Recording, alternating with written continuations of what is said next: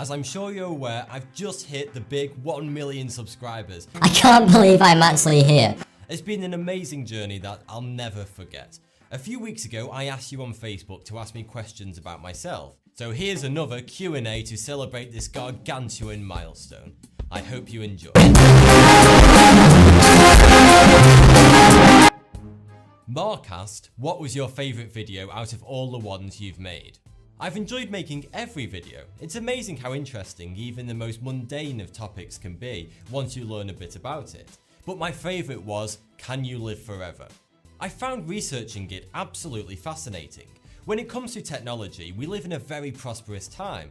There's so many mind-blowing studies going on, seeing how far we can push the human body, and reading about them really interested me.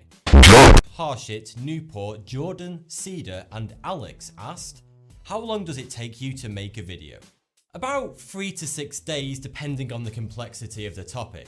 70% of that is research, the other 30% is made up of sourcing media, filming and editing. Why do you wear that certain suit in all your videos? It might seem like it, but I don't always wear a suit when I'm off video. I do, however, like to dress smart whenever I can. If someone goes to the effort of putting a suit on, you know they're fully committed to the task in hand, and it shows they mean business. Just like if I worked in an office, when I show up for work every day and make videos, I want to look my absolute best for you. You've gone to the effort of taking 10 to 20 minutes out of your day to watch me, and that means a lot to me. So my way of saying thank you is looking as good as I possibly can for you. It's not about trying to look intelligent or authoritative, it's about giving you the best experience I possibly can when you watch my videos. Efren, Ross, Demix and Eric asked, I have 2 major hobbies. The first is photography. I've been doing amateur photography for almost 10 years now, and I even did it professionally for a short time, but the whole business side of it tainted the enjoyment for me, so now I do it strictly as a hobby. My second hobby is cooking. I love experimenting with food and combining simple, fresh ingredients. For me, cooking is almost a game. I like taking an ingredient and seeing what crazy things I can do to it to really enhance the experience of eating it. We eat every day of our lives, so we shouldn't make eating a chore. It should be something we look forward to and get excited about. Alfred asked, do you prefer to have facts around the US or outside the US? When it comes to facts, I really don't care what country they're from. I choose facts based on how interesting they are. It's as simple as that. If the majority of my facts are based around the US, that's only because it's an interesting country. Sure, at times I tend to focus my figures and statistics around America, but that's only because the majority of my viewers are American. That's also why I use dollars as a representative currency, even though I'm British, because dollars are what the majority of my viewers are used to. I try my best to make my videos friendly and accessible to people from every country. The last thing I want to do is ostracize anyone. Sheik asked, why did you decide to become a YouTuber? And where would you be if you weren't a YouTuber? Well, I already answered why I became a YouTuber in my first Q&A. I'll link to that in the description. But to answer your other question, what would I be doing if I weren't a YouTuber? It's highly likely I would be a web developer. When I was 13, I taught myself basic HTML markup and CSS. A few years later, and I trained as a graphic designer in college. But I soon realised I was more interested with the code working behind the scenes of a website than making the front end look all pretty. So whilst I was in college, I taught myself other programming languages such as Python, Java and C, mostly out of curiosity to see what I could do with them. I've always found a certain beauty in code. A few months after I started YouTube, I was offered a web development job in Manchester. And I had to make the tough decision between a safe job and a cushy office or continuing to make fascinating videos, which was what I really wanted to do. This was when my channel was still starting up and it was still very uncertain whether anything would actually become of it. So I took a risk and chose YouTube. Luckily, I made the right decision, and boy am I glad I did, because this whole experience has been amazing. I wouldn't trade it for anything. Oh yes! Do you play video games? If you do, what's your favourite game? Yes, of course, as a teenager I used to play a lot of video games.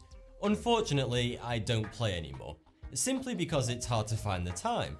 Very occasionally I get to kick back and play, but if I do have spare time I prefer to invest it into YouTube because I get a much bigger kick out of making videos than shooting aliens. My all-time favourite game is Fallout 3. I just love the unnerving dystopian feel to it. Maurice asked, would you rather fight one horse-sized duck or 100 duck-sized horses? Tough question. I've put some thought into it and I think I'd have to go with one horse-sized duck, because at least I could always keep it within my field of vision. Try doing that with 100 tiny horses. Those sneaky little buggers could be up to anything behind your back. Keishla, Janice, Ari, Joris and Lorenzo asked, what music do you listen to? When it comes to music, I'm very much stuck in the past. I adore 60s and 70s music, specifically the British rock bands that were so typical of the era. The Beatles, the Kinks, Led Zeppelin, etc. I'm also a big fan of folk rock names such as Bob Dylan, Neil Young, Simon and Garfunkel and Rodriguez. Katie asked, what are your favourite books and who are your favourite writers? It should come as no surprise that one of my favourite book series is the Hitchhiker's Guide books by Douglas Adams.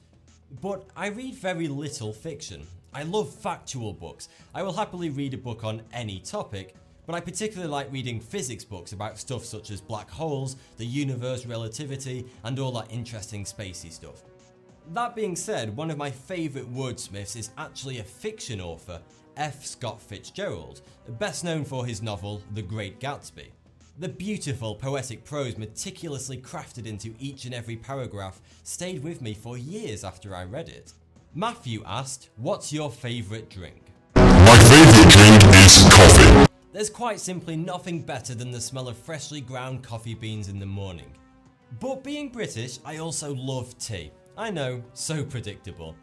In case you were wondering, my favourite alcoholic beverage is wine. Liam asked, if you could have a superpower, what would it be? And what would you do with it? I would live the power to be able to rapidly flick through a book and absorb all the knowledge inside in a matter of seconds. I love learning and that would just be incredible.